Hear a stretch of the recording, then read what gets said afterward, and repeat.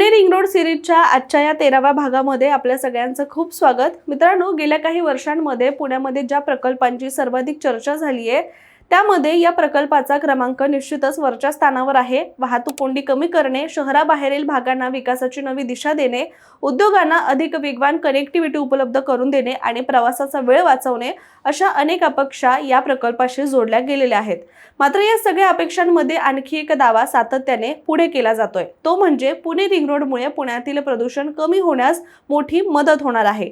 पण खरोखरच एखादा रस्ता प्रदूषण कमी करू शकतो का, की हा दावा केवळ वाहतुकीच्या व्यवस्थापनापुरता मर्यादित आहे, असा प्रश्न निर्माण होतोय। आणि त्यामुळे पर्यावरणासाठी हा प्रकल्प खरोखरच फायदेशीर आहे की नाही याचबद्दल आपण आजच्या व्हिडिओमध्ये सविस्तररित्या माहिती जाणून घेणार आहोत। त्यामुळे हा व्हिडिओ तुम्ही शेवटपर्यंत नक्की बघा। नमस्कार, मी रामेश्वरी आणि तुम्ही पाहताय कट टू कट। पुणे हे आज देशातील सर्वाधिक वेगाने विस्तारत असलेल्या शहरांपैकी एक शहर आहे। IT उद्योग, ऑटोमोबाईल उत्पादन, शिक्षण क्षेत्र, गृहनिर्माण प्रकल्प आणि औद्योगिक गुंतवणुकीमुळे गेल्या 2 दशकांमध्ये पुण्याचा चेहरामोहरा पूर्णतः बदलून गेलाय। मात्र विकासाच्या या वेगवान प्रवासाची एक मोठी किंमत सुद्धा शहराला मोजावी लागली आहे आणि ती म्हणजे वाहतूक कोंडी आणि त्यामुळे होणारं भयंकर प्रदूषण। आज पुणे आणि पिंपरी चिंचवड मिळून वाहनांची संख्या इतकी वाढली आहे की अनेक प्रमुख रस्ते त्यांच्या मूळ क्षमतेपेक्षा कितीतरी अधिक वाहतूक सांभाळतायत। शहरातील महत्त्वाचे चौक असो, महामार्ग, अंतर्गत मार्ग दिवसातील अनेक तास वाहतूक कोंडीमध्ये अडकलेले दिसतात आणि त्यामुळे जगातील सर्वाधिक वाहतूक कोंडी असलेल्या शहरांच्या यादीमध्ये पुण्याचं नाव झळकलं ते काही उगाच नाहीये।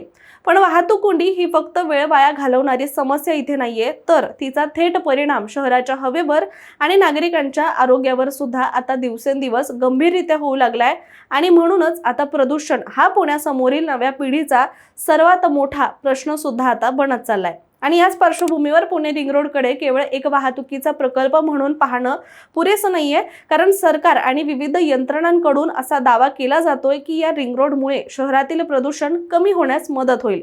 पण हा दावा समजून घेण्याआधी पुण्याच्या प्रदूषणाची वस्तुस्थिती समजून घेणं सुद्धा तितकंच आवश्यक आहे। तर हवेच्या गुणवत्तेचं मूल्यमापन करताना PM 2.5 हा सर्वात महत्त्वाचा निर्देशक मानला जातो आणि हे असे सूक्ष्म प्रदूषक कण आहेत ज्यांचा आकार 2.5 मायक्रॉनपेक्षा कमी असतो आणि इतके सूक्ष्म की ते थेट आपल्या फुफ्फुसांपर्यंत पोहोचू शकतात आणि रक्तप्रवाहामध्ये सुद्धा प्रवेश करू शकतात। आणि त्यामुळे जागतिक आरोग्य संस्था आणि पर्यावरण तज्ञ या घटकाला विशेष महत्त्व सुद्धा देतात। सध्या उपलब्ध आकडेवारीनुसार पुण्यातील वार्षिक सरासरी PM 2.5 पातळी ही सुमारे 38 मायक्रोग्रॅम प्रति घनमीटर इतकी आहे आणि हा आकडा कागदावर छोटा वाटू शकतो, पण त्याची तुलना जागतिक आरोग्य संघटनेने सुचवलेल्या 5 मायक्रोग्रॅम प्रति घनमीटर या सुरक्षित मर्यादेशी केली तर चित्र हे अधिकच गंभीर असल्याचं सुद्धा स्पष्ट होतंय। म्हणजे पुण्याची हवा सुरक्षित मानल्या जाणाऱ्या पातळीपेक्षा अनेक पटीने ही अधिक प्रदूषित आहे। आणि आणखी चिंतेची बाब म्हणजे हा प्रश्न वर्षभर सारखा राहत नाही, तर हिवाळ्यामध्ये परिस्थिती आणखीनच बिघडते। नोव्हेंबर ते जानेवारी दरम्यान कमी वारे, धुकं, वाहनांचा धूर आणि बांधकामांमधून उडणारी धूळ यामुळे प्रदूषक हवेमध्ये अडकून राहतात। परिणामी अनेक दिवस शहरातील AQI आणि PM 2.4 पातळी ही धोकादायक श्रेणीमध्ये सुद्धा पोहोचत असते। मग आता या प्रदूषणासाठी सर्वात जास्त जबाबदार कोणता घटक आहे, असा प्रश्न सुद्धा निर्माण होतोय। आणि या प्रश्नाचं उत्तर शोधलं तर वाहतूक संख्या आणि वाहतूक कोंडी हा सर्वात महत्त्वाच्या घटकांपैकी एक असल्याचं सुद्धा दिसून येतंय। विविध अभ्यासकांनुसार पुण्यातील हवेतील प्रदूषणामध्ये वाहनांचा वाटा सुमारे 20 ते 35% दरम्यान इतका आहे। म्हणजे प्रत्येक 3 प्रदूषक कणांपैकी जवळपास 1 कण हा वाहतुकीशी संबंधित आहे। त्यात रस्त्यावरील धूळ असो, बांधकाम असो, त्याचबरोबर औद्योगिक उत्सर्जन असो आणि कचरा जाळणे हे इतर महत्त्वाचे स्रोत सुद्धा आहेत। शिवाय पुण्याच्या भौगोलिक स्थिती सुद्धा या समस्येला अधिक गुंतागुंतीची बनवते।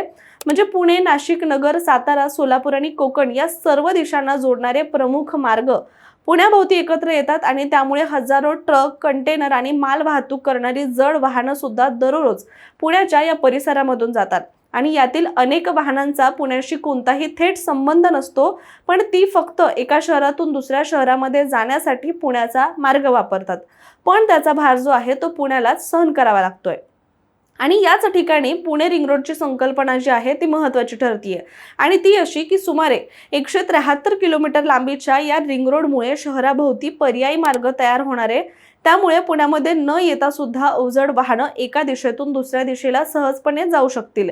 परिणामी शहरातील रस्त्यांवरील दबाव कमी होईल, वाहतुकीचा वेग वाढेल आणि वाहनांना कमी वेळ कोंडीमध्ये उभं राहावं लागेल। पण इथे आणखी एक महत्त्वाची गोष्ट लक्षात घ्यावी लागेल, ती अशी की सरकारकडून अनेकदा 25% प्रदूषण घट होण्याचा दावा केला जातोय, मात्र याचा अर्थ पुण्यातील एकूण प्रदूषण थेट 25% कमी होईल तर असं अजिबात नाहीये। तर हा आकडा मुख्यतः वाहतुकीमुळे निर्माण होणाऱ्या प्रदूषणातील संभाव्य घट दर्शवतो, कारण प्रदूषणामध्ये बांधकाम, औद्योगिक उत्सर्जन, धूळ आणि इतर स्रोतांचा सुद्धा मोठा वाटा आहे।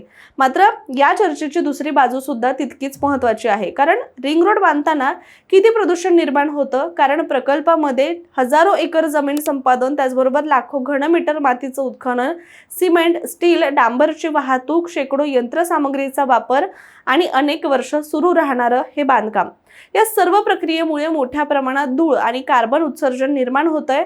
जागतिक स्तरावरील अभ्यासक सुद्धा सांगतात की मोठ्या महामार्ग प्रकल्पांच्या बांधकामामध्ये त्या काळामध्ये आसपासच्या भागामध्ये PM10 आणि PM2.5 ही पातळी तात्पुरती वाढू शकते। त्यामध्ये वृक्षतोडीचा मुद्दा सुद्धा दुर्लक्षित करता येत नाहीये, कारण झाडं केवळ ऑक्सिजन देत नाहीत तर हवेतील धूळ आणि प्रदूषक अडवण्याचं काम सुद्धा करतात, आणि त्यामुळे कोणत्याही मोठ्या पायाभूत सुविधा प्रकल्पाच्या पर्यावरणीय परिणामांचा मूल्यांकन करताना हा घटक अतिशय महत्त्वाचा ठरतोय।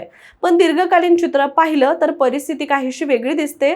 जर रिंग रोडमुळे पुढील अनेक दशकांमध्ये वाहतूक कोंडी कमी झाली, इंधनाची बचत झाली आणि वाहनांमधून होणारं उत्सर्जन घटलं, तर भविष्यातील ही बचत बांधकाम काळातील अतिरिक्त प्रदूषणाची भरपाई करू शकते। आणि म्हणूनच पर्यावरण तज्ञ एखाद्या प्रकल्पाचं मूल्यांकन केवळ बांधकामाच्या काळात न करता पुढील 20 ते 30 वर्षांच्या कालावधीमध्ये करतात, आणि पुण्याच्या बाबतीत सुद्धा नेमकं हेच लागू होतंय। रिंग रोड हा प्रदूषण संपवणारा कोणताही जादुई उपाय नाहीये, पण तो वाहतुकीशी संबंधित प्रदूषण कमी करण्यासाठी एक प्रभावी साधन हे मात्र नक्कीच ठरू शकतंय।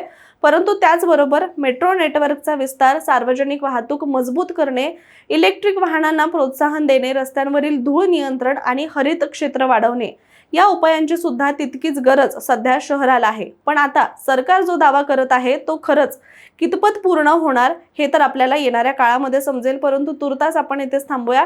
मात्र तुम्ही ही संपूर्ण सिरीज पाहण्यासाठी कट टू कटच्या YouTube चॅनलला नक्की भेट द्या, आणि आपण भेटूया पुढच्या व्हिडिओमध्ये।